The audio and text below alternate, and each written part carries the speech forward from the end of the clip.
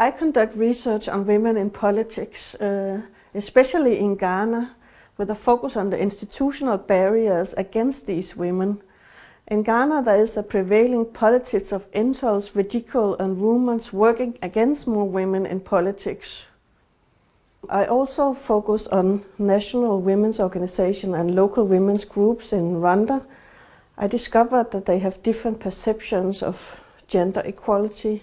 So they're not thinking that women and men should be the same. And some men feel that now, as women can do everything, it is now a little bit difficult to see what the need is for the more traditional form of masculinity in Rwanda.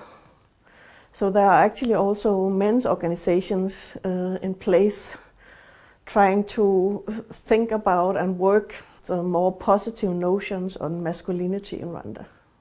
It is actually striking how much mobilization is taking place in an African context. And one example are these coalitions that are formed in Ghana of women's organizations coming together for one common struggle, aiming to introduce an affirmative action policy. The first time I was in Africa was in Zimbabwe in 1997, where I was affiliated with a Pan-African women's organization called WILDAF, that is Women in Law and Development in Africa. And that organization was using law as a tool for empowerment for women. They were working both top-down with laws and policies, but also kind of bottom-up with local practices, and they did training of trainers to mediate between formal and customary law in Zimbabwe and elsewhere.